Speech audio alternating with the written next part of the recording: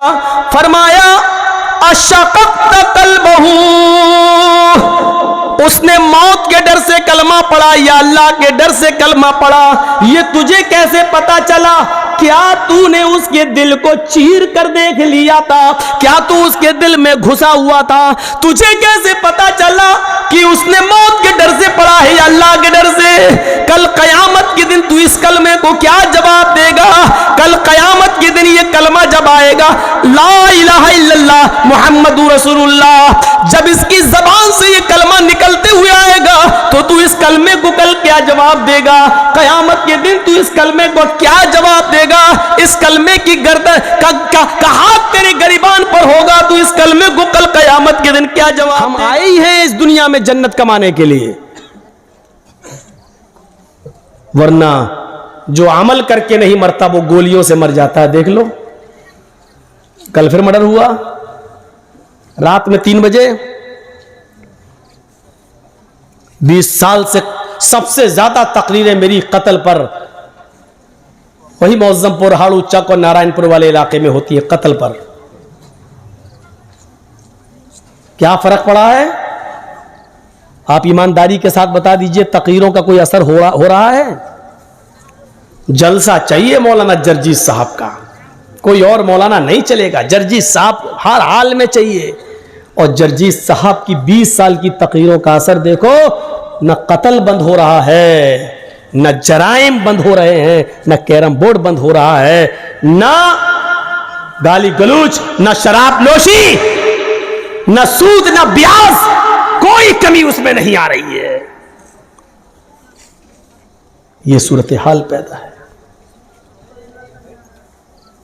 हम और आप सब इस दुनिया में, इसीलिए मैंने कहा कल का भरोसा नहीं। बताइए, 16 साल का लड़का, 19 साल का आदमी, अभी उस बेचारे ने जिंदगी में देखा क्या था? मैं नहीं जानता हूं कि वो अच्छा था या बुरा। अच्छे और बुरे का फैसला तो मेरे भाइयों सिर्फ अल्लाह के अलावा कोई नहीं कर सकता। और याद करो उस जंग को जिसमें एक काफिर कई मुसलमान सहाबा को कत्ल कर चुका है, और जब एक सहाबी उसके पास पहुंच गए और उसको मारने के लिए तलवार उठाई, क्योंकि वो कई लोगों को मार चुका था, जब साहबी ने उसके पेट में तलवार मारना चाहिए, मौका अच्छा था, तो उसने फौरन तलवार फेंक दी और कहने लगा अशहदु अल्ला इलाहा इल्लल्लाह व अशहदु अन्ना मुहम्मदन अब्दुहु व रसूलुहु। देखो मैंने तलवार फेंक दी, कलमा पढ़ लिया, अब मुझे मत मारो, मैं मुसलमान हूं, मैं सहाबी, मैं इस्लाम ला चुका हूं। उस सहाबी ने तलवार रोक ली और रोकने के बाद कुछ सोचने लगा, कुछ सोचा और सोचने के बाद उठाकर तलवार मार ही दी और उसको मार डाला।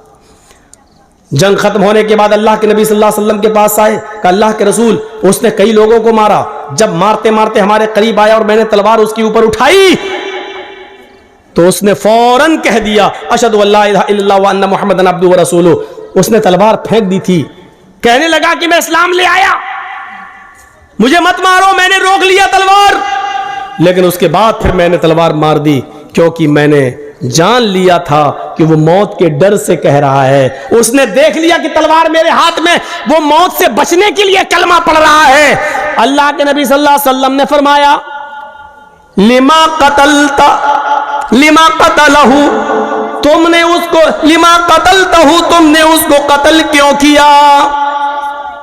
जब उसने कलमा पढ़ लिया था तो तुमने उसको कत्ल क्यों किया?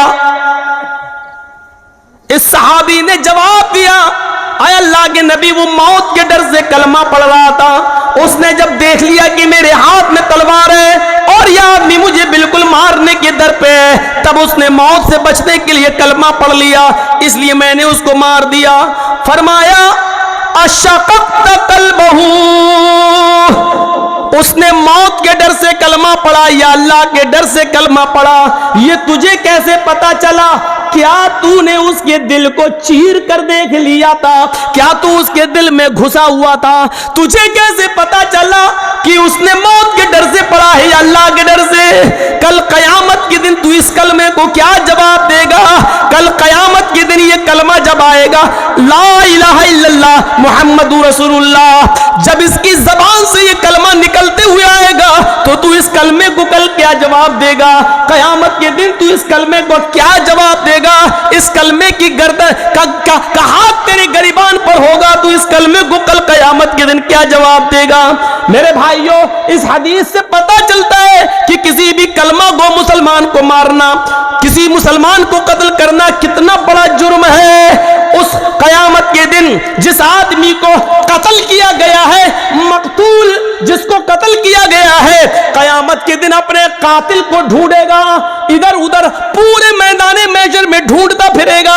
जब कातिल उसको नजर आ जाएगा तो ये उसके सर के बाल पकड़कर उसको खींचते हुए लाएगा और सीधे लाकर अल्लाह रब्बुल आलमीन के सामने लाकर खड़ा कर देगा। अल्लाह पूछेगा मेरे बंदे ये क्या है? वो कहेगा आय अल्लाह, ये मेरा, इसको मैं खींच कर तेरे दरबार में लाया हूं। आए मेरे परवरदिगार, आय अल्लाह, सल हाजा लिमा कतलनी, आज तू इससे सवाल करके इसने दुनिया में मुझे क्यों मारा था, आज इससे तू सवाल कर इसने दुनिया में मुझे क्यों कत्ल किया था, आज इससे तू पूछ इसने दुनिया में मुझे क्यों कत्ल किया था। मुझे कत्ल करने के बाद मेरी बीवी को बेवा किया था, मेरे बच्चों को यतीम किया था, इससे पूछ के मेरी बीवी का क्या कसूर था जो तूने उसको बेवा कर दिया, इससे पूछ के मेरे बच्चों का क्या कसूर था कि तूने उसको यतीम कर दिया, इससे पूछ कि मेरी बाप का, मेरी मां का क्या कसूर था कि तूने उससे उसकी औलाद छीन ली। वो रोते रहे, पूछ इससे, आय अल्लाह, ये मेरे सवाल का जवाब नहीं देगा, आज तेरे सवाल का जवाब देगा। सल हाजा लिमा कतलनी, इससे पूछ कि इसने दुनिया में मुझे क्यों मारा था, इसने दुनिया में मुझे क्यों कत्ल किया था। इस हदीस के होते हुए कितना बड़ा दिल और कितना बड़ा कलेजा है कातिलों का, ये सोचकर कि एक दिन उनको भी मरना है, ये सोचकर उनके दिल क्यों नहीं कांप जाते। ऐसे नहीं मरेगा तो आदमी ऐसे मरेगा, मरना है। हाँ, यही वो अमल है जिसने तुम्हें जन्नत के करीब कर दिया है, बावुजू रहना। और जब भी वुजू टूटता, और याद रखिएगा वुजू उन्हीं चीजों से टूटता है जिन चीजों को अल्लाह के रसूल ने बयान कर दिया है। मा अखरजा मिनस सबीलैन, पेशाब और पायखाने के रास्ते से किसी भी चीज के निकलने से वुजू टूट जाता है। पेशाब करने से भी वुजू टूट जाता है, लेटरिन करने से भी वुजू टूट जाता है, हवा के खारिज हो जाने से वुजू टूट जाता है। इसी तरीके से गहरी नींद सो जाने से, सोकर उठने से वुजू टूट जाता है। इसी तरीके से कै आ जाए, उल्टी आ जाए, उससे वुजू टूट जाता है। इसी तरीके से आपकी नाक के नक्सीर फूट जाए तो उससे वुजू टूट जाता है। इसके अलावा और चीज़ों से वुजू नहीं टूटता, अगरचे वो गुनाही क्यों ना हो। मसलन कोई पूछता है कि मौलाना साहब मैं वुजू बना के आया लेकिन नमाज खड़ी होने में थोड़ा टाइम है, अगर वुजू की हालत में बीड़ी पी लूँ तो वुजू टूट जाएगा या नहीं टूटेगा? तो सुन लो, बीड़ी पीने से वुजू नहीं टूटता है, सिगरेट पीने से वुजू नहीं टूटता है, लेकिन बीड़ी और सिगरेट के पीने का गुनाह आपको पड़ेगा। और बात खुलकर कह दूं, शराब पीने से भी वुजू नहीं टूटेगा। हाँ, शराब पीने के बाद नशा इतना आया कि आपको होश ही नहीं है, तब आपका वुजू टूट जाएगा, क्योंकि अब आपको होश नहीं है। वुजू आपका तब टूटेगा, लेकिन शराब पीने से वुजू नहीं टूटेगा, लेकिन शराब पीने का गुनाह पड़ेगा। इससे भी ज्यादा खुल के कह दूं, मां बहन की गालियां जो लोग दे देते हैं वुजू की हालत में, गाली देने से भी वुजू नहीं टूटेगा, क्योंकि शरीयत ने वुजू टूटने की जो शराइत बताई है उनमें गाली देना शामिल नहीं है। गाली देने से भी वुजू नहीं टूटेगा, लेकिन गाली देने का गुनाह पड़ेगा। हाँ, ऊंट का गोश्त खाने से वुजू टूट जाएगा। सारी कोई भी चीज खाइए, किसी भी चीज के खाने से वुजू नहीं टूटेगा, लेकिन ऊंट का गोश्त खाने से वुजू टूट जाएगा। यह हदीस है। क्यों टूटेगा मसलियत नहीं मालूम है, लेकिन बाज़ उलमा ने लिखा है, शारहीन हदीस ने लिखा है, चूंकि ऊंट बहुत गर्म होता है और गर्म चीज खाने के बाद उसकी गर्मी को खत्म करने के लिए पानी की जरूरत पड़ती है, इसलिए वुजू बताया है। लेकिन यह मसलहत ऐसे ही लोगों ने बता दी है, इसकी कोई दलील नहीं है। जहां तक मेरा अपना इल्मी नाकिस इल्म का तकाजा है, मैं कह सकता हूं कि वुजू के टूटने की शायद ये वजह हो सकती है कि ऊंटों के ऊपर जिन्नात का साया ज्यादा होता है। ऊंट के ऊपर अक्सर जिन्नात का साया ज्यादा होता है और जिन्नात आग से पैदा होते हैं, इसलिए आग को बुझाने के लिए पानी की जरूरत पड़ती है। इसलिए ऊंट को खाकर, उसका गोश्त खाकर कहीं ऊंट के ऊपर जो सवार जिन्नात उसका असर आपके ऊपर ना आ जाए, इसलिए उस जिन्नात के असर को खत्म करने के लिए वुजू की जरूरत है। वुजू बना लेंगे तो असर खत्म हो जाएगा। शायद इसलिए वुजू बताया हो, लेकिन वजह कुछ भी हो, सच यह है कि ऊंट का गोश्त खाने से वुजू टूट जाता है। हमें वुजू बनाना है ऊंट का गोश्त खाकर। मसलन हम बावुजू हैं, किसी ने ऊंट का गोश्त दे दिया, हमने खा लिया, अब हमारा वुजू नहीं रहा, अब हमें नमाज पढ़ना है तो वुजू बनाना पड़ेगा। मसलहत कुछ भी हो, हमें यह हुक्म मानना है, क्योंकि जनाबी मोहम्मद रसूलुल्लाह सल्लल्लाहु अलैहि वसल्लम ने फरमाया है। तो यह मुर्गी खाइए, बकरी खाइए, गाय खाइए, भैंस खाइए, जितने हलाल जानवर खाइए, बावुजू है, आपका वुजू नहीं टूटेगा। लेकिन ऊंट का गोश्त खाएंगे उसके बाद वुजू आपका टूट जाएगा। और चीजों से वुजू नहीं टूटेगा। गाली आप दे रहे हैं, नहीं टूटेगा वुजू, लेकिन हाँ गाली देने का गुनाह पड़ेगा। अब सवाल ये कि हमने किसी को गाली दी, तेरी माँ का तेरी, अब गाली देने के बाद वुजू है ही, अब हम नमाज पढ़ने जाएं, हाँ जा सकते हो। मौलाना साहब गाली दी तो अब क्या करोगे? गाली दी तो दोबारा वुजू बनाओगे? गाली देने से वुजू थोड़ी टूटा, वो तो गुनाह तेरा लिख गया है। बाएं हाथ के कांधे पर जो फरिश्ता है उसने लिख लिया तेरा गुनाह।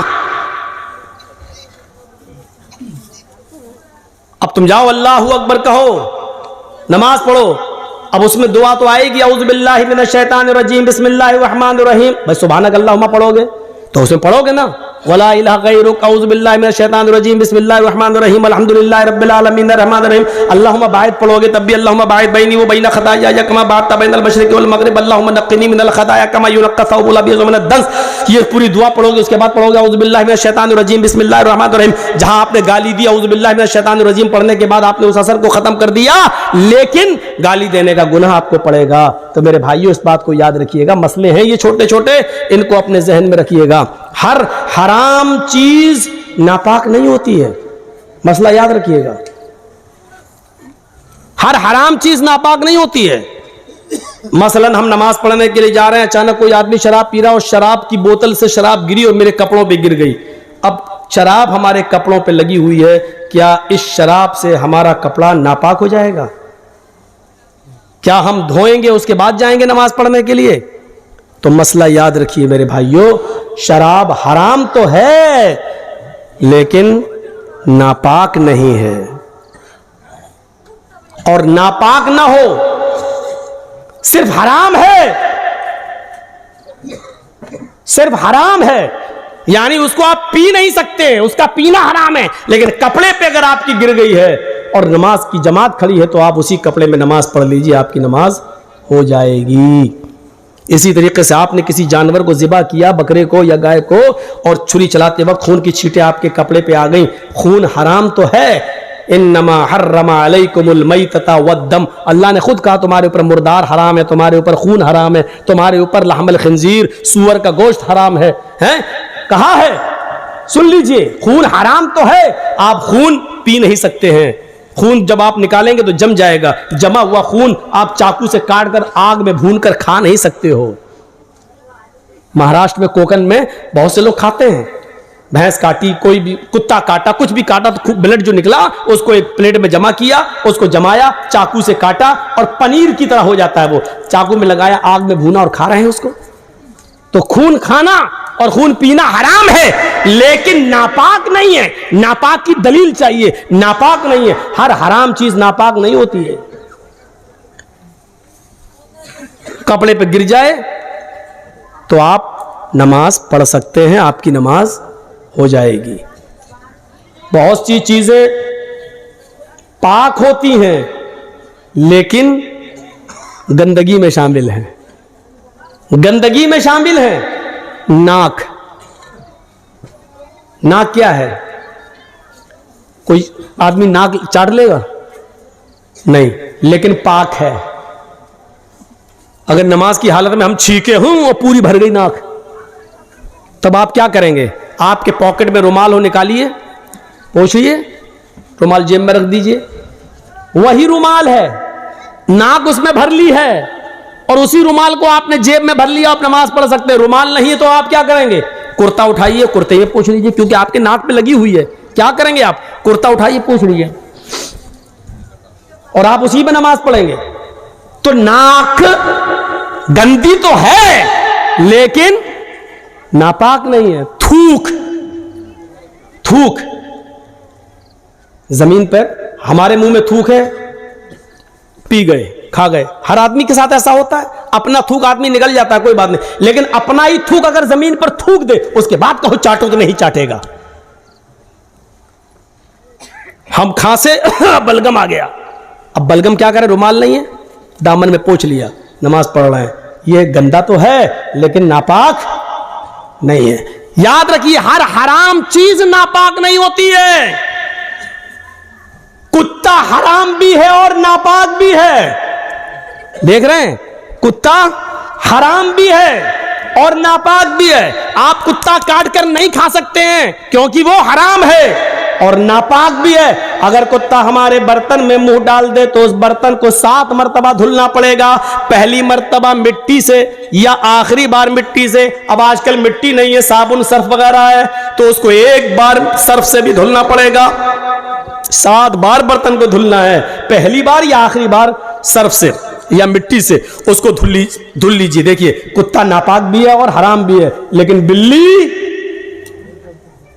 हराम है लेकिन नापाक नहीं है।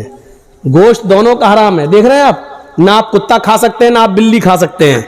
लेकिन एक चीज हराम के साथ साथ नापाक भी है, और दूसरी चीज हराम तो है लेकिन नापाक नहीं है। अल्लाह के रसूल ने बिल्ली को काटना और ज़िबा करके उसका गोश्त खाना हराम बताया है, लेकिन जब अल्लाह के नबी वुजू बनाते थे तो बिल्ली आपके पास चली आती थी। आप जिस लोटे से वुजू बना रहे हैं पानी से, बिल्ली की जबान निकली, आप उसी लोटे को टेढ़ा कर देते थे, बिल्ली उसी लोटे से पानी पी लिया करती थी। और बिल्ली के झूठे पानी से अल्लाह के रसूल वुजू बना लिया करते थे, और वुजू बनाकर आप मस्जिद में नमाज भी पढ़ने जाते थे। कुत्ता नापाक इतना कि उसके झूठे को 7 बार धुलना पड़ रहा है, और बिल्ली हराम के साथ साथ नापाक नहीं है, इतनी पाक कि उसका झूठा पानी अल्लाह के रसूल से वुजू बना के नमाज भी पढ़ने जा रहे हैं। तो याद रखिए, हर हराम चीज नापाक नहीं होती है, लिहाजा हराम चीज का खाना हराम है, लेकिन कपड़े में अगर लग जाए, अब वो स्प्रे होता है, स्प्रे परफ्यूम होता है ना, लोग कहते हैं इसमें अल्कोहल है। अल्कोहल, अरे जब शराब नापाक नहीं है तो अल्कोहल कैसे नापाक हो जाएगा? अल्कोहल पीना हराम है, अल्कोहल खाना हराम है।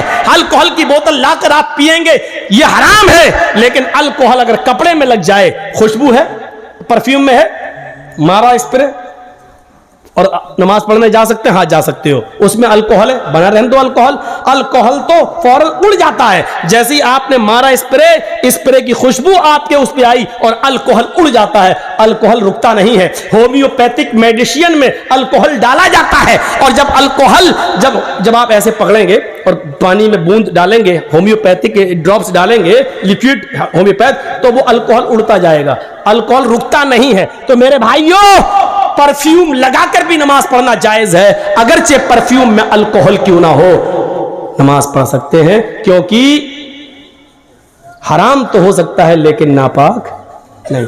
अच्छा, अब लोग कहेंगे हराम तो है, हराम तो है, हराम चीज कपड़े पे लग जाए तो कैसे नमाज हो जाएगी? बिल्कुल ऐसे ही जैसे हजरत अबू हुरैरा बिल्ली को गोद में लेके नमाज पढ़ लेते थे। मैं पूछता हूं कि हराम है, फिर गोद में क्यों ले रहे हैं? हराम है, अल्लाह के नबी क्यों उठा रहे हैं? अच्छा, गधा क्या है? वो भी तो हराम है, लेकिन अल्लाह के रसूल गधे की पीठ पर बैठकर सवारी कर रहे हैं और चल रहे हैं। अगर गधा नापाक होता तो अल्लाह के रसूल सल्लल्लाहु अलैहि वसल्लम उस नापाक जानवर पर बैठकर सवारी नहीं करते। उसके जिस्म से निकलने वाले पसीने से अल्लाह के रसूल के कपड़े भी नापाक हो जाते, लेकिन अल्लाह के रसूल गधे की सवारी भी किया करते थे, सफर भी करते थे गधे पर बैठकर, और आकर आप उन्हीं कपड़ों में नमाज भी पढ़ते थे। अच्छा, सोना क्या है? सोना मर्द के लिए क्या है? सोना मर्द के लिए हराम है। आप सोने की अंगूठी नहीं पहन सकते हैं, आप सोने की चेन नहीं लगा सकते हैं, आप सोने की कोई चीज मर्द अपने जिस्म पर इस्तेमाल नहीं कर सकता है। लेकिन अगर वो अपनी बीवी के लिए सोने की चेन बनवा के जा रहा है, सोने की चूड़ी लेकर जा रहा है, लेकिन अजान का वक्त हो जाता है, वो मस्जिद में जा रहा है, वो सोना जो मर्द के लिए हराम है, लेकिन सोने की अंगूठी, सोने की चेन उसकी जेब में पड़ी हुई है, उसकी नमाज हो जाएगी, इसलिए कि सोना हराम है मर्द के लिए लेकिन नापाक नहीं है। इतना याद रखिए कि कुछ चीजें नापाक तो हैं लेकिन कुछ चीजें हराम तो है लेकिन नापाक नहीं। कुछ चीजें हराम है तो उसके साथ नापाक भी है, जैसे कुत्ता हराम है और नापाक भी है। हम कुत्ते को गोद में उठा नहीं सकते, अगर उठा लिया तो हमें कपड़े धुलना पड़ेंगे। अगर सूखा कुत्ता भी, ड्राई कुत्ता भी, सूखा कुत्ता भी अगर हमसे छुल गया तो हमें उतना हिस्सा धोना पड़ेगा, क्योंकि कुत्ते की खाल मोटी होती है और उसके जिस्म से निकलने वाला पसीना भी नापाक होता है। लिहाजा ड्राई कुत्ता, सूखा कुत्ता भी अगर हमसे छुल जाता है तो हमें उतना हिस्सा धुलना पड़ेगा। और बिल्ली चाहे कितनी ही हमसे रगड़े छुले, हमारी गोद में आके बैठ जाए, हमें कपड़े धुलने की जरूरत नहीं है। ये छोटे छोटे मसलों को आप याद रखिए।